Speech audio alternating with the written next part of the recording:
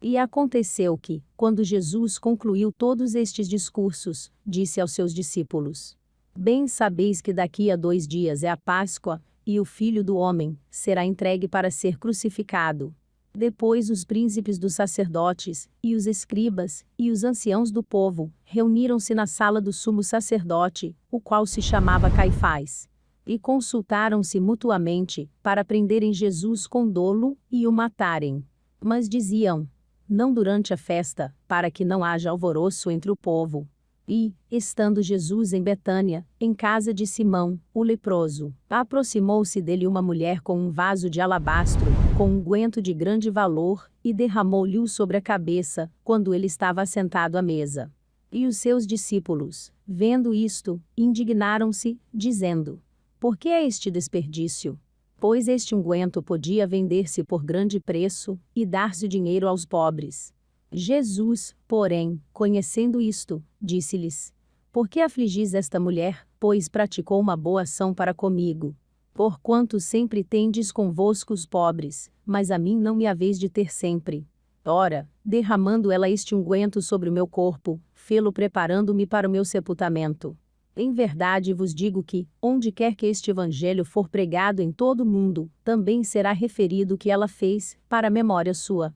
Então um dos 12, chamado Judas Iscariotes, foi ter com os príncipes dos sacerdotes, e disse: que me quereis dar, e eu vo-lo entregarei. E eles lhe pesaram 30 moedas de prata, e desde então buscava oportunidade para o entregar. E, no primeiro dia da festa dos pães ázimos, chegaram os discípulos junto de Jesus, dizendo: onde queres que façamos os preparativos para comeres a Páscoa? E ele disse: ide à cidade, a um certo homem, e dizei-lhe: o mestre diz: o meu tempo está próximo, em tua casa celebrarei a Páscoa com os meus discípulos. E os discípulos fizeram como Jesus lhes ordenara, e prepararam a Páscoa. E, chegada a tarde, assentou-se à mesa com os 12. E, comendo eles, disse: em verdade vos digo que um de vós me há de trair. E eles, entristecendo-se muito, começaram cada um a dizer-lhe: porventura sou eu, Senhor. E ele, respondendo, disse: o que põe comigo a mão no prato, esse me há de trair. Em verdade o Filho do Homem vai, como acerca dele está escrito, mas ai daquele homem, por quem o Filho do Homem é traído. Bom seria para esse homem se não houvera nascido. E, respondendo Judas, o que o traía, disse: porventura sou eu, Rabi. Ele disse: tu disseste. E, quando comiam, Jesus tomou o pão, e abençoando, o partiu, e o deu aos discípulos, e disse: tomai, comei, isto é o meu corpo. E, tomando o cálice, e dando graças, deu-lhe-o, dizendo: bebei dele todos, porque isto é o meu sangue, o sangue do Novo Testamento, que é derramado por muitos, para a remissão dos pecados. E digo-vos que, desde agora, não beberei deste fruto da vide, até aquele dia em que o beba novo convosco no reino de meu Pai. E, tendo cantado o hino, saíram para o Monte das Oliveiras. Então Jesus lhes disse: todos vós esta noite vos escandalizareis em mim, porque está escrito: ferirei o pastor, e as ovelhas do rebanho se dispersarão. Mas, depois de eu ressuscitar, irei, adiante de vós para a Galileia. Mas Pedro, respondendo, disse-lhe: ainda que todos se escandalizem em ti, eu nunca me escandalizarei. Disse-lhe Jesus: em verdade te digo que, nesta mesma noite, antes que o galo cante, 3 vezes me negarás. Disse-lhe Pedro: ainda que me seja mister morrer contigo, não te negarei. E todos os discípulos disseram o mesmo.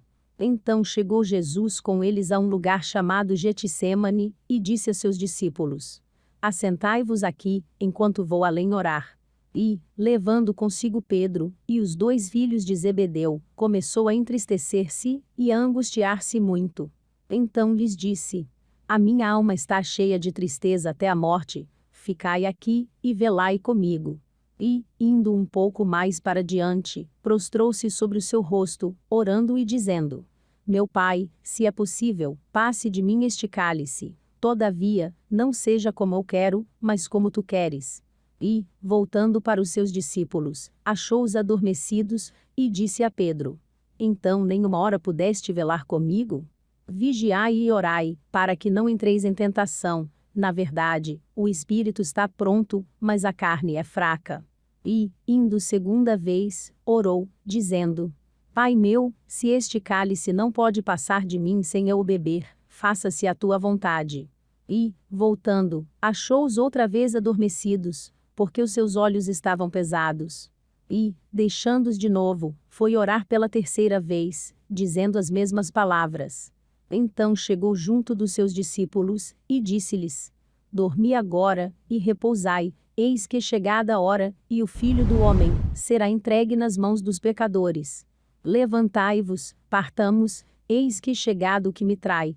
E, estando ele ainda a falar, eis que chegou Judas, um dos 12, e com ele grande multidão com espadas e varapaus, enviada pelos príncipes dos sacerdotes e pelos anciãos do povo.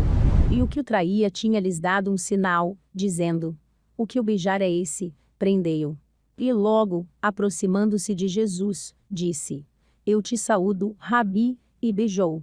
Jesus, porém, lhe disse: Amigo, a que vieste? Então, aproximando-se eles, lançaram mão de Jesus, e o prenderam. E eis que um dos que estavam com Jesus, estendendo a mão, puxou da espada, e, ferindo o servo do sumo sacerdote, cortou-lhe uma orelha. Então Jesus disse-lhe: Embainha a tua espada, porque todos os que lançarem mão da espada, a espada morrerão.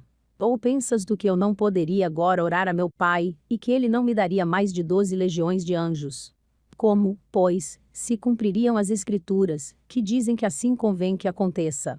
Então disse Jesus à multidão: Saístes, como para um salteador, com espadas e varapaus para me prender?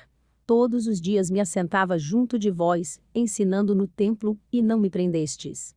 Mas tudo isto aconteceu, para que se cumpram as Escrituras dos profetas. Então, todos os discípulos, deixando-o, fugiram. E os que prenderam a Jesus o conduziram à casa do sumo sacerdote Caifás, onde os escribas e os anciãos estavam reunidos. E Pedro seguiu de longe, até ao pátio do sumo sacerdote, e, entrando, assentou-se entre os criados, para ver o fim. Ora, os príncipes dos sacerdotes, e os anciãos, e todo o conselho, buscavam falso testemunho contra Jesus, para poderem dar-lhe a morte. E não o achavam. Apesar de se apresentarem muitas testemunhas falsas, não o achavam. Mas, por fim chegaram 2 testemunhas falsas, e disseram: Este disse: Eu posso derrubar o templo de Deus, e reedificá-lo em 3 dias. E, levantando-se o sumo sacerdote, disse-lhe: Não respondes coisa alguma, ao que estes depõem contra ti. Jesus, porém, guardava silêncio. E, insistindo o sumo sacerdote, disse-lhe: Conjuro-te pelo Deus vivo que nos digas, se tu és o Cristo, o Filho de Deus. Disse-lhe Jesus: Tu disseste, digo-vos, porém, que vereis em breve, o Filho do Homem assentado à direita do poder, e vindo sobre as nuvens do céu. Então o sumo sacerdote rasgou as suas vestes, dizendo: Blasfemou, para que precisamos ainda de testemunhas? Eis que bem ouvistes agora sua blasfêmia. Que vos parece? E eles, respondendo, disseram: É réu de morte. Então cuspiram-lhe no rosto e lhe davam punhadas, e outros o esbofeteavam, dizendo: Profetiza-nos, Cristo, quem é o que te bateu? Ora, Pedro estava assentado fora, no pátio, e, aproximando-se dele uma criada, disse: Tu também estavas com Jesus, o Galileu. Mas ele negou diante de todos, dizendo: Não sei o que dizes.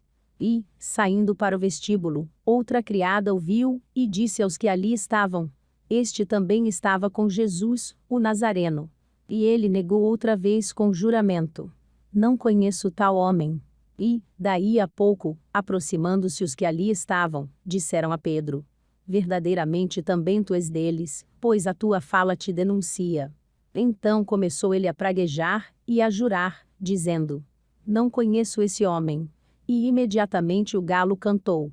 E lembrou-se Pedro das palavras de Jesus, que lhe dissera: Antes que o galo cante, 3 vezes me negarás. E, saindo dali, chorou amargamente. Mateus 26, do 1 ao 75.